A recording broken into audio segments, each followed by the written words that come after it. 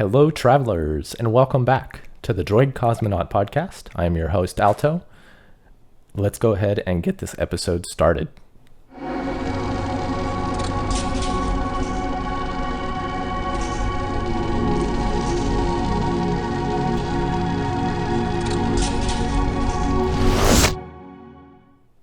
Okay, so today I have a primary topic which has been unusual for the past 4 podcasts. This one is going to be based on the evolution of third-person shooters and first-person shooters and really the multiplayer surrounding them. So we're going to start this off with the third-person genre. And one thing to note, a key important idea, I guess, is that third-person shooters, I'm not comparing them to the adventure genre. The third-person adventure genre focuses on a little bit of a different aspect in terms of gameplay and animations that make them differ from the multiplayer aspect of certain third-person games. So this is going to be focused mainly around third-person shooters, but I will talk a little bit briefly about those animation differences. And so just to start with, the game I think most people would argue is the most revolutionary third-person shooter, or the one that really took the third-person genre for the shooting aspect and took it to another level, and that's Gears of War. Gears of War on the Xbox 360 was I guess you could say it was ahead of its time, but when it came out, I absolutely loved that game. And the Gears series, similar to Halo, has been very close to me. And I've fallen out a little bit of Gears 5. I haven't been playing it as much as I'd like to because I've been stuck to Apex Legends Battle Pass as a second job practically, because I don't get to do too much if I'm focused on the Battle Pass. But now that we're coming to the end of Season 9, I can start playing other games, and I think I may end up skipping Season 10's Battle Pass, or at least skipping the whole grind. Because I've already got enough points to go ahead and grab that. But yeah, back to third person. So Gears of War, that game had it all when it came out, and it had really good multiplayer, although there was tons of glitches. And if you played Gears of War, the original online, there was the backflip glitch, which was really fun actually in custom lobbies, but the servers and all of that were not that great, and they were hosted off of a player's internet connection. So if you had someone who was a little bit on the weaker end of the internet spectrum, there was a lot of shenanigans going on. And but it was a really fun game, and I absolutely loved playing that game and learning how to do all the different types of slide shooting techniques and getting different types of no scopes using the long shot from around corners. And I feel like there was a really strong community around Gears of War 1 on YouTube when that game came out, and it a lot of people working on perfecting their skill and learning new techniques and just learning how to body people. The Gnasher is the iconic Gears weapon, right? And there's the gameplay around Gears, and we'll talk a little bit more about that in a second. But Gears gameplay is just so good, and it's so clean, and it's nice to see how it's changed and developed over the years. Aside from Gears Judgment, which as someone who really loves that franchise, I don't think that Gears Judgment was a good Gears game. Story-wise, it was, I think a necessary game, but I think it was People Can Fly that made Judgment. It was just missing too much that the Gears games had in them, and I think they wanted to go a little bit too friendly with the series. But Gears' strong point, aside from the fact that it is a really fast-paced third-person game in close combat, is kind of boring when they take out certain aspects and certain elements of how characters die and like how they get gibbed, and the mechanics of the game felt really different in Judgment. But before Gears, so there's several other third-person games before Gears, third-person shooters, I should say. But I think Xbox 360 was the prime Xbox Live era, because not everyone who had an original Xbox had Xbox Live. I had Xbox Live on the original Xbox towards the end of the era, like with Halo 2.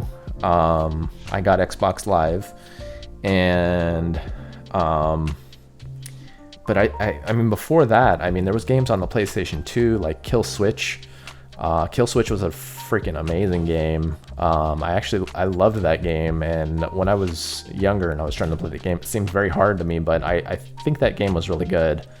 And in a lot of these classic third-person shooters that were kind of the start of this genre, really, we can see where Gears of War picked up its inspirations from, and here and there. And games like Metal Gear Solid, I mean, there's so many other third-person shooters out there, but I really think that, and I guess there isn't really that many, but when you think about it, most of the third-person shooters are pretty iconic.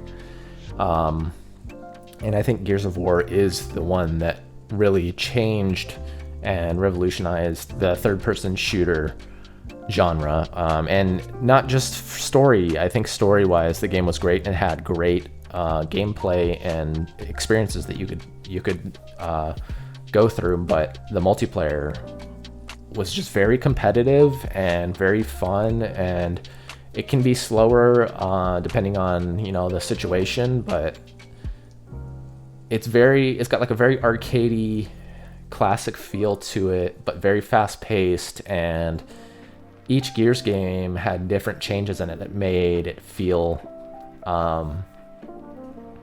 them feel unique, and there was certain things I hated in each one. But yeah, so Gears introduced a really quality third-person shooter experience, and we had gameplay. The camera angle was fantastic. It's very easy to move the camera in Gears.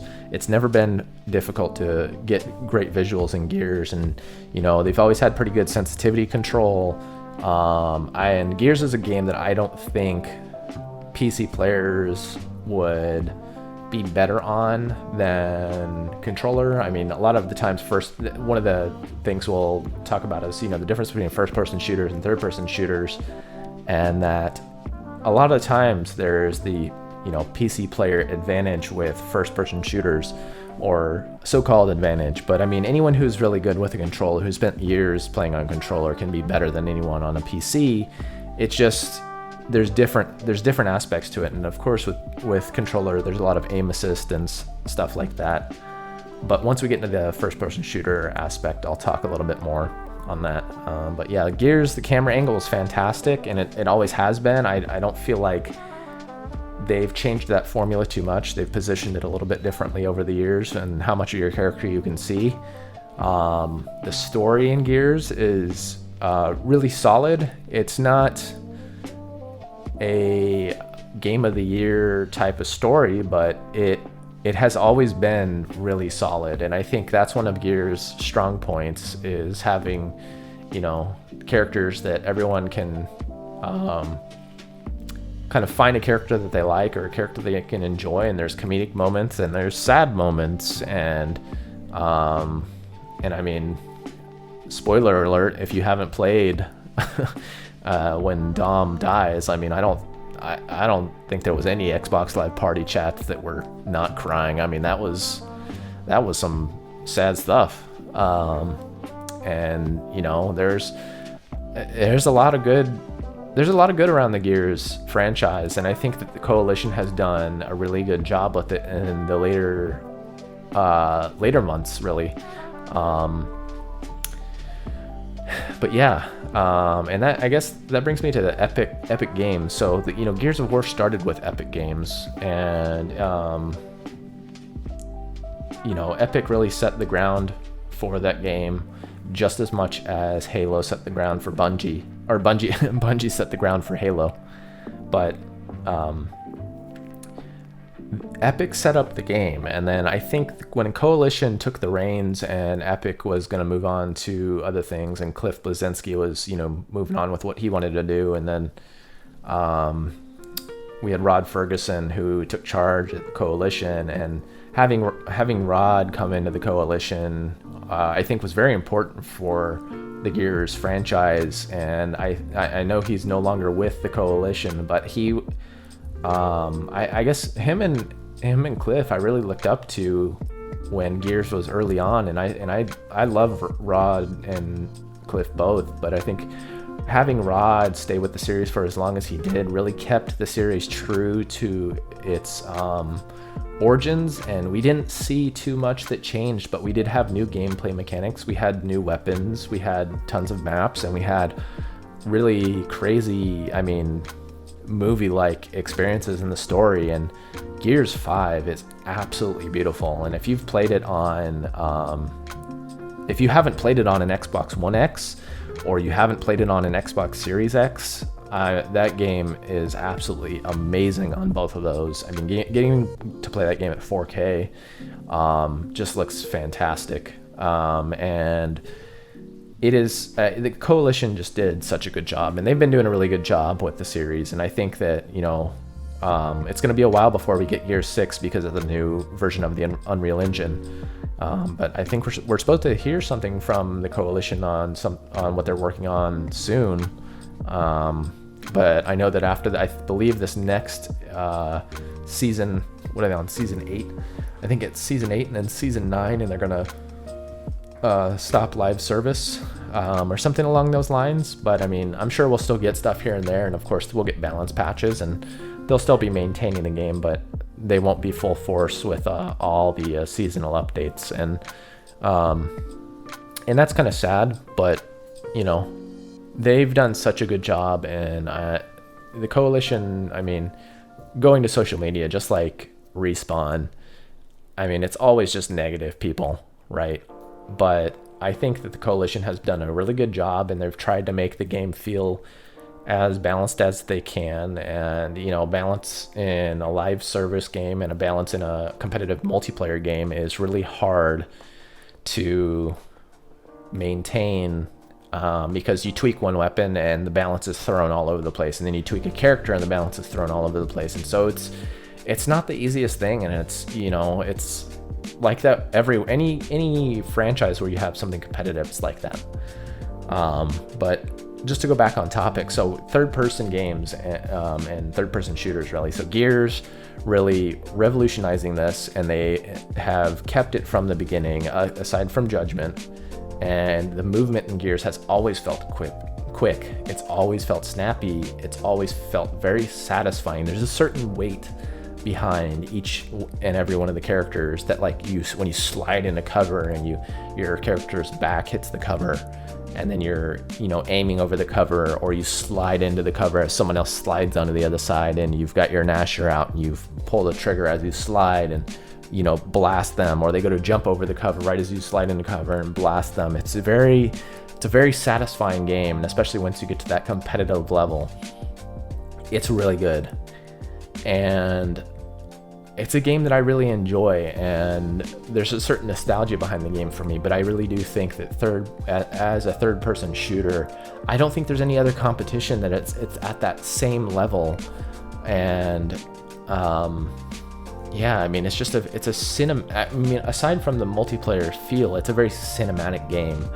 And some of the differences that you find in an adventure game versus a third-person shooter is that in an adventure game is focused on the overall character, right? So if you're playing a game like Fallen Order, Star Wars Fallen Order, you get to see more of the character, and the character interacts differently with the camera, and the camera is used as more of a tool for looking around an area, and you'll be able to see your character. Whereas in Gears, the character is centered around the character's point of view when you're walking, as opposed to being in cover, which of course you get more free looking cover. But when you're standing and you're looking, the camera is based off of where the character is looking. And so there's those small little details here and there that make a first-person or a third-person shooter more unique in that aspect versus an adventure game, which is focused more around the character and the character development and the character look and the environment. And whereas, you know, in a third-person shooter, you want it to be, and that's focused around multiplayer heavily, because Gears is focused very heavily around multiplayer. Competitive, you want to be able to you want to be focused on the center of your screen. You don't want to have a camera that's kind of all over the place, because it'd be almost impossible to hip fire in Gears if you're walking straight but your camera is, you know, 50 degrees in the wrong direction, and you're trying to shoot but you can't see where your gun's aiming and all of that. So yeah, Gears has just been a really solid franchise, and I'm really excited to see what they have in store with us, with Gears 6, and see who is the character that survives at the end of the story and what they do with that. And if whoever you killed at the end of Gears 5, spoiler alert, I won't say who, but whoever you chose to kill, I have to wonder if that's going to affect the Gears 6 series.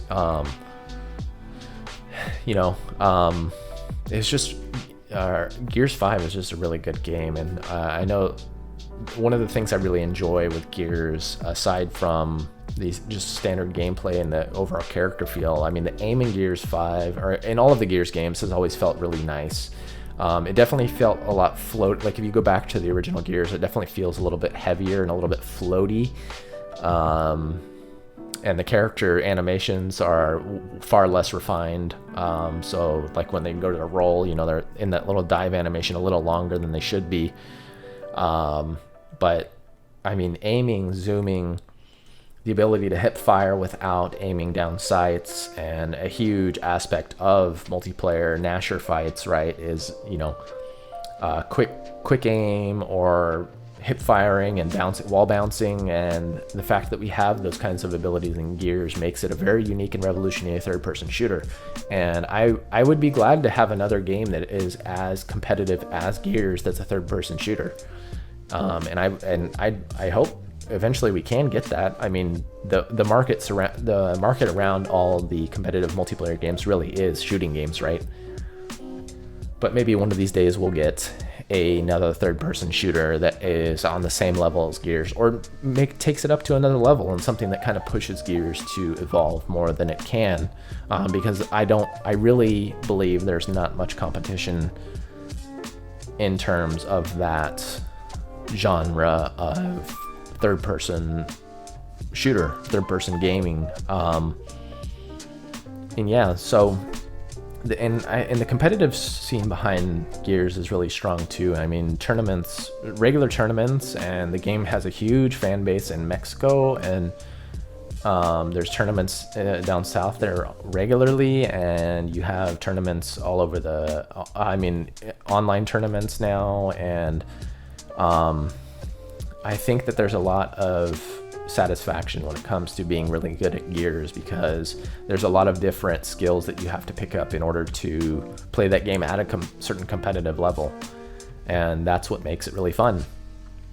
But yeah, so let's go ahead and move on to first-person shooters. And I guess the reason that first-person shooters really are more popular is it's the immersion, right? So a third-person game and a third-person shooter will always be less immersive than a first-person shooter. The whole idea around a first-person game is that you're in that character's perspective, right? You're there, you're experiencing it, you're viewing everything, and so that's what kind of brings you in. And this is another one of those where there's several games that I think revolutionized the first-person shooter, while not being the very first, not being, you know, the Doom or the Duke Nukem or the Quake, you know, those games, some of the first to be, you know, the first person shooters. I mean, Quake is an awesome classic game. Duke Nukem is another classic game, and we wouldn't have the first person shooters we have today if it weren't for those games. But also games like Medal of Honor and the original Call of Duty. And I think once we got to, of course, Halo 1 was a huge a huge leap in the FPS scene. And then Call of Duty 2, I would also consider to be another leap in that scene. Call of Duty 2, easily one of my favorite Call of Duty games, and I think that we definitely have seen Call of Duty 2 and not Call of Duty 2 specifically. We've seen Call of Duty evolve into so many different areas. It's I feel like lost its way in its evolution, and it has changed so much since the original Call of Duty games. World War II shooters that were focused around story, and they had really good Call of Duty 2 had really great multiplayer on the PC side of things, and I really loved getting into the lobbies that had like custom paintball mods with the PPSH, and you can go around, and that was super satisfying and super fun. The game has not aged well, but you can still, I would imagine you can still hop on and play it. I haven't tried in years. But Call of Duty 2 was a really great game, and we've seen Call of Duty 2. We had Infinity Ward, right? And then we went back and forth between Infinity Ward and Treyarch, and then we had Call of Duty 3, and then that was Treyarch, and I wasn't particularly a fan of Call of Duty 3, and they introduced vehicles into they had a tank and multiplayer, and it wasn't my favorite. Right, maybe it was I don't know if there was a tank. I remember there was a Jeep, and I can't remember if there was a tank or not, but I remember that I was not fond of Call of Duty 3. And then Call of Duty 4 came out, and Infinity Ward nailed it with Call of Duty 4. Call of Duty 4 was so damn good. And I had so many hours, so many days played on that game, and the multiplayer in it was just so satisfying. And then, they came out with Call of Duty Modern Warfare 2, and then we had games like Call of Duty Black Ops, and Black Ops, I think the original Black Ops was great, and Black Ops 2 was okay, but I was more a fan of the modern, I was a fan of World War II and the modern, but I wasn't a fan of like the Cold War era, the in-between stuff. And I think that Infinity Ward, whatever Call of Duty they have touched, I think has been pretty solid, with the exception of a few games. But Modern Warfare 2 was a huge success and changed a lot of what Modern Warfare 1 did. I still prefer Modern Warfare 1 to Modern Warfare 2, but the Modern Warfare 2 campaign is just iconic. And I remember watching like previews from E3 and like how they had the mission in the snow where you're climbing up the side of it's like a snowy cliff, and I feel like that was the mission they showed at E3, and it's been so many years since I've seen that, but that game was great. I still love the Modern Warfare, Call of Duty 4 Modern Warfare multiplayer more than it, and All Gillied Up is never going to be forgotten. That's such a great mission. And then we had, World at War, right? That was after 4. Then we had Modern Warfare 1, and then I think right after that we had Black Ops, and then we were back into Modern Warfare 2, and then I think Black Ops 2, and then Modern Warfare 3. And I think from that point, from Black Ops 2, I sort of fell out of the series, and I played a little bit of Future Warfare and Advanced Warfare, Future Warfare. I can't remember which one. I borrowed a friend's account and played on that, but I really fell out of that franchise, and it was just so oversaturated, right? And I guess really what I want to say is that Gears, I'm going back to the beginning. Call of Duty 2, I think, started a real craze for the Call of Duty franchise, and just as much for the FPS scene, and same for Halo 1. And we've seen Call of Duty come so far, and Call of Duty Modern Warfare 2019 I think is absolutely amazing. Cold War I don't think is amazing, but I know there's people that love that game and enjoy playing it. But I think that we lost a lot with the transition from Modern Warfare 2019 to Cold War, and I am excited to see what Infinity Ward is going to bring for us for Modern Warfare 2 2022, or whenever the next Modern Warfare game comes out. Onto another so iconic first-person shooter, Halo 1. Halo 2, Halo 3, and Reach. So the Bungie era games, absolutely fantastic. And I think that those games were just they're leaders in they're leaders in that genre, right? Call of Duty 2, Halo 1, Halo 2, Halo 3, Killzone was also another. I mean, Killzone was competition for the Halo games, right? It was Sony's answer to Halo, but it was never as big. And I did enjoy playing Killzone, and I liked Killzone 2 a lot. And I don't think I don't even remember any Killzones after Killzone 2, and I feel like there was a Killzone 3. Let me search that up just to confirm real quick. Yeah, Killzone 3. So Killzone 3, I don't think I ever played, and I probably should have. Yeah, no, I don't think I did. Killzone 3, I should whip out the PlayStation 3 and probably give that game a go. But Killzone 1 and Killzone 2 I thought were really good games, and they were really fun, and I really enjoyed Killzone, and it was nice competition for Halo, but I don't think that it was ever going to top Halo, because there was something so unique about the Halo franchise. And Killzone felt like it was a little bit more on the Call of Duty side of the style of game it was, which is another unique point to Halo, and why I think Halo has helped shape the FPS genre. While I don't think that they have made a ton of movements that have changed absolutely every FPS game, I think that because of Halo and games like Call of Duty 2, the scene definitely changed. And I mean, all of those games, the early Call of Duty, early Halo games, are very immersive, and even up until now.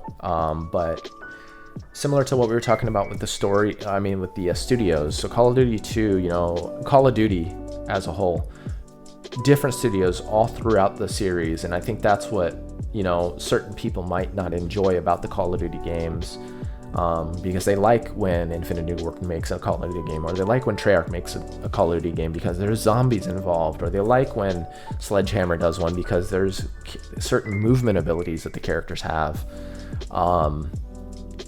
And I wanted to talk a little bit about Halo 1 through 3 and Halo Reach.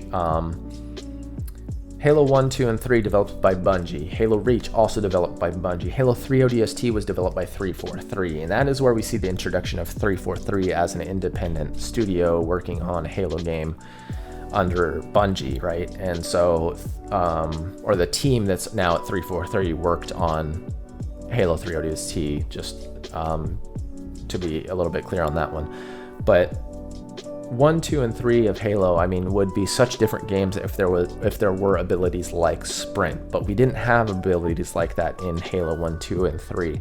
And we had, movement speed increases in Halo 3 for, custom stuff, but really, like zombies. But Halo 1 and 2 and 3 would be totally different games if they had sprint, right? And maybe it was a technical thing that they couldn't do, and they originally didn't do it in the first 2 Halo games, and they kind of kept it as a classic thing for Halo 3. But then we saw the introduction of sprint with Halo Reach, and that is where we see the game start to evolve. And I think what we saw with Reach is what eventually led Bungie into splitting from Microsoft after their contract ended and moving into working on Destiny. And in Destiny, we see such a totally different game from Halo, but we see certain elements of Halo in Destiny. But it's such a different game from Halo, and in the way that the game is played. And while it does have a competitive multiplayer scene, a lot of Destiny strives from the PvE aspect of the game, right? It's more of an MMO with a versus mode thrown in there. And I think that Destiny 2 has definitely evolved on that, but a lot of people talk about Halo and its evolution and how some people say sprint has ruined Halo, or all of the movement abilities in Halo have ruined it. And I think that it's just a natural evolution. What we see and what we've seen 343 do with Halo as a first-person shooter and the movement abilities that we have now with Halo 5 and the type of sprint and slide and dive and all of that stuff, I think that that's stuff that would have naturally come regardless of who was making the game. If Bungie was still making Halo, I think we would have had those, because if we look at Destiny and what type of abilities are in Destiny 1 and 2, we can see what they do there. And so I think it was a natural evolution for Halo regardless of where the story went, but gameplay wise, I think that it was always going to have sprint at some point, and it was always going to have some sort of ability. I mean, it just doesn't make sense that these 7-foot tall Spartans that have been genetically modified can't run. I mean, sure, maybe gameplay wise it might have been fun for certain people that played Halo 1, 2, and 3 competitively to not have a sprint, because you had certain gameplay aspects to it that made it a little bit more unique in that regard. But having a little bit more of a faster paced Halo is not a bad thing. And I think that the immersiveness and having a character that's not limited to certain types of movement makes the game feel more immersive, and I think that evolution of Halo has made Halo better overall. And it has kept it modern. I mean, how many other shooter games do you know that came out at the same time as Halo 3 that didn't have sprint? I think almost every shooter game that was in that era had sprint, and Halo was the only one that did not. Granted, it had fantastic gameplay and it was very unique and it was an amazing Halo game, but I mean, by the time Reach came around, it was a necessary evolution to at least have sprint in there somehow. I mean, obviously it was like a tactical ability, right? So you could do like a jetpack or what was it, like a shield of some sort, and then a sprint. Halo Reach and 4 kind of blend together for me. Because I think there was a little bit of a uniqueness to both of those games. 343 did a great job on the story in 4, and they did, I think, a better job on the multiplayer in 5 than they did on the story in 5. Although I've always enjoyed the Halo games, and I had no real gripes with the story. I love playing them, and I love getting more, and I think the more that we can get, the better. But yeah, I think that these games have helped define the FPS scene, and movement in FPS games is very important too, because that helps to determine the competitive side of things. And similar to games like Apex Legends is popular not only because there's a huge story and fan base around that story, it's the gameplay. I mean, the characters move. It's a very smooth game, and there's certain techniques to playing it, and how to move a character or how to move with a character very well in Apex is very rewarding. If you're able to slide into a door and jump off of the door and do all sorts of crazy stuff. But without these games, without these Call of Duty, without the Call of Duties, without the Halos, I mean, shooter games would be at a very different place now. And I mean, we've seen so much evolution with FPS games, and I think that just to compare them to third-person shooters, and the reason that the first-person shooters are more popular, it goes back to that immersiveness. And I think that third-person definitely feels, to me, very satisfying to get good at, but there's a certain unique immersivity, whatever you want to call it, for first-person games where you're the gun's in your hand and you're in control, and the animations are focused very heavily around the gun you're holding and the environment you're interacting with in front of your eyes, because you're not looking at the character. So it doesn't really matter to you how the character looks, but when other people see you, that is important, and that affects how good the game is competitively as well. Because when you have in Apex, I mean, you have characters that are different sizes, right? And that affects the gameplay. In games like Team Fortress 2, the original TF2, not Titanfall 2, in TF2, Team Fortress 2, that game had different characters, all of different sizes, and that was another game that was very just amazing. And I think gets overlooked now for a lot of what it did, especially because right at the tail end of TF2, Overwatch, right at the tail, I guess it would be the tail end, because TF2 kind of started to go downhill as soon as they went free to play with the game, and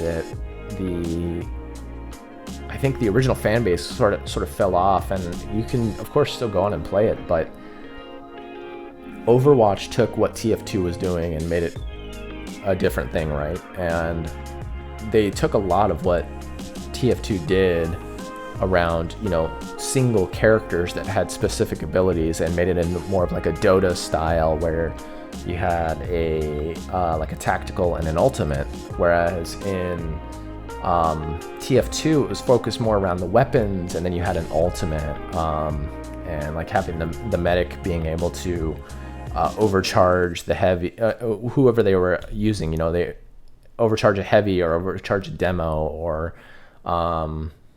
give them the invulnerability, and being able to push and, you know, payload. And the reason we have things like payload in Overwatch is because of TF2. Team Fortress 2 is, you know, I think that was another game that I think now gets overlooked, and maybe a lot of the people that play games now haven't played it, but TF2 is a fantastic first-person shooter, and Overwatch would not be where it is right now without TF2, I believe.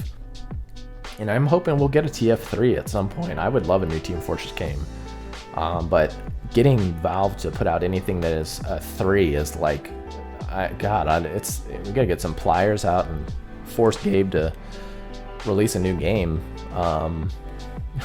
But we'll see what happens there. But yeah, so there's that certain immersiveness to FPS games that makes them very unique, and that's what makes them so different from third-person games. And that's why we see so few third-person shooters like Gears, and that is because there's so much immersive aspect to first-person shooting and, you know, interacting with the weapon you're holding. And I don't know which one I like better, because I feel like I've probably logged a lot of hours on Gears of War, but I've also logged so many hours on Halo and Call of Duty and all of these games. And so I think that it's just, there's a game for everyone, right? And some people love Gears and some people hate Gears, and maybe on the fanboy side of things, people on the, you know, on the Sony side don't like Gears just because it's on Xbox. And I think that severely restricts your enjoyment of the game, right? So if you haven't played any of the Gears of War games, you should go get them all. Go get Game Pass and go play them on PC, you know, or go get a Series S and get Game Pass and go play all the Gears games, or go get a used Xbox One somewhere for super cheap and go play them. I think they're worth playing. You know, it's a great franchise, and you're missing out on something, right? It's just the same for anyone that's like classic games like Killzone. I think Killzone was fantastic, and it had its really unique aspects to it, and I think that anyone who missed out on playing it should go back and play it. Same with all the old Call of Duties. If you've started with Call of Duty in the Black Ops era, it'd be a great time to go back and play Call of Duty 2 and Call of Duty 2 Big Red 1 and all these classic Call of Duty games, because they were really fun. And I know I didn't talk about Battlefield, but that I've had a whole episode based around Battlefield, and I think that game also has its unique aspects that have changed the FPS industry, and the different modes that we've seen in Battlefield have definitely affected other games. But yeah, so I think I'm gonna go ahead and end it there today. But thank you for listening, and I think I'm gonna go play some Gears, and you should too. So I'll catch you next time. Alto out.